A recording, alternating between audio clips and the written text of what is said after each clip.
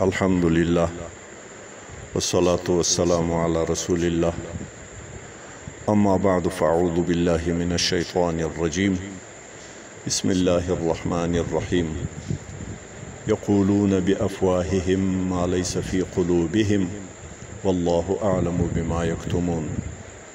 الله سبحانه وتعالى في سورة آل عمران په 130 نمبر آیت کې فرمایي یقولون بأفواههم، ویناوي او خبرې کوي په ژبو په خولو خپلو. ځینې داسې انسانان دي چې د اسلام په مزایاو د اسلام په حقایقو باندې ایمان او عقیده خو نه لري، خو ځانونه مسلمانان بولي، نو خالي د خولې خبرې کوي او په خولو هغه څه وایي لیس فی قلوبهم چې هغه د دوی په زړو کې ځای نه لري، عقیده نه ورته لري. والله اعلم بما یکتمون، خو الله ښه علم لري په هغه څه چې دوی په خپلو زړو کې پټ کړي دي. حضرت علامه ابن جوزي رحمه الله د امام ماوردي تفسیر را نقل کوي په خپل تفسیر کې د دې آیات مبارک چې ينطقون بالایمان، دی تلفظ دعوه د ایمان لري، تلفظ په ایمان باندې کوي، نطق خبرې د ایمان کوي. وليس في قلوبهم الا الكفر، په زړو د دې کې نسته ما سوى الكفر والعناد والدښمني له حق و له ایمان و له اسلام سره. قاضي بیضاوي رحمه الله او امام نصفي رحمه الله دا په خپلو تفاسیرو کې فرمایي یظهرون خلاف ما یضمرون، ظاهروي هغه څه په خلاف دي هغه څه دي چې دوی په خپلو زړو کې پټ کړي دي. په خپلو زړو کې مسلمانانو له اسلامي معاشرو سره دښمني پټه ده او په ظاهره کې د دوستي او د مسلمانۍ مدعیان دي، ځانونه مسلمانان بولي. زمخشري په خپل تفسیر کشاف کې لیکي چې الله عزوجل فرمایي والله اعلم بما یکتمون، الله ښه علم لري په هغه څه چې دوی پټوي. نو وايي هغه دا دي چې یجري بعضهم مع بعض ما یجري بعضهم مع بعض، هغه دي چې دوی مکالمې خبرې او مشورې کوي په مشوره ځایونو په خلوت ځایونو خپلو کې ځینې له ځینو نورو خپلو سره. من ذم المؤمنین، له عیب ویلو له بد ویلو په مؤمنانو باندې، و تجهیلهم او جاهل بلل د دوی، و تخطئة رأیهم او په خطا بللو غلط بللو د رای او د مواقفو د درځونو د مسلمانانو، و شماتة بهم او خوشحالي په تکالیفو په مصیبتونو د مسلمانانو. په دې باندې د دې مشورې د دې مجلسونه رواني او د مسلمانانو په ضد باندې تبلیغات رواني. نو همدغه څه باندې که دوی هر څه هغه پټول غواړي، خو الله په هغه باندې ډېر ښه علم لري.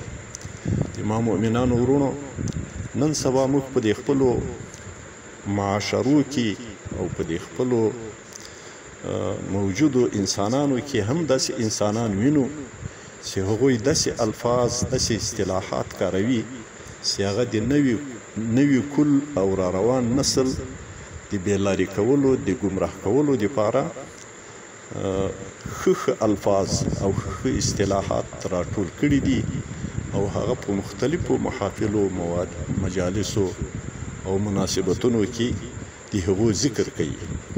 هغه څه هغه د کفري معاشرو، د غربي معاشرو، د یورپي معاشرو، د یهودو، د نصاراو، د مشرکینو، د کفارو، د ملحدینو چې هغه کوم دودونه دي، دستورونه دي، هغو ته دغه د مؤمنان او مسلمانان نسل او ځوان کل ور جذبول د دوی مقصد دي. خو هغه داسې تعبیروي چې هغه معاشرې او هغه کسان چې هغو طرف ته مایل دي او د هغو دپاره داعیین دي، دعوت کوي، هغه په ډېرو درنو الفاظو او ښکلیو الفاظو باندې یادوي.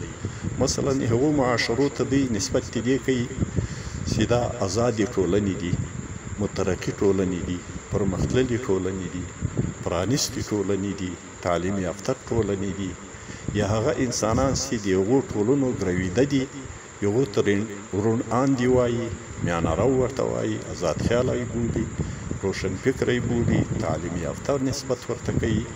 او څوک چې د هغو له نظریاتو او د هغو له هغه بهیمي خصلتونو، حیواني خصلتونو سره ضدیت لري او نفرت ورسره لري، هغو ته دوی تنګ نظره، بې ثقافته، تندروه، متشدد، سختګیره وایي.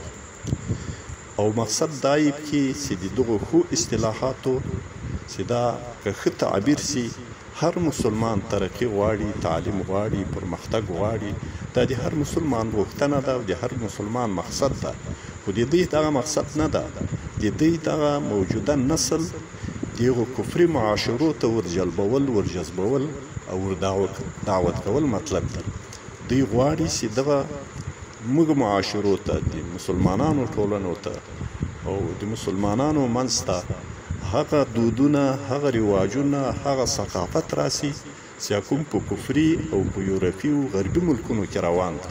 هغه بې حیایي راسي، هغه وریاني راسي، هغه فحاشي راسي، هغه بې بندوباري راسي، هغه چې د انساني کرامتونه تر پښو لاندې سي، انساني شرافت تر پښو لاندې سي.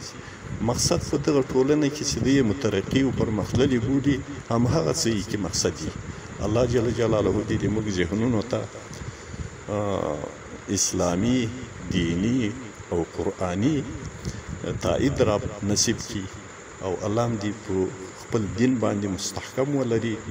او هغه انسانان چې د هغو په زړو کې دغه شکوک پیدا سوي او دا فاسد خیالات پیدا سوي، د هغو د الله پاک هدایت نصیب کړي او مؤمنان و مسلمانان د الله له شره وساتي. اقول قولي هذا استغفر الله لي ولكم ولجميع المؤمنين. د نړۍ هر غافل په اذان ویښوم، زه بلال خوب ولې جهان ویښوم، زه بلال خوب ولې جهان ویښوم.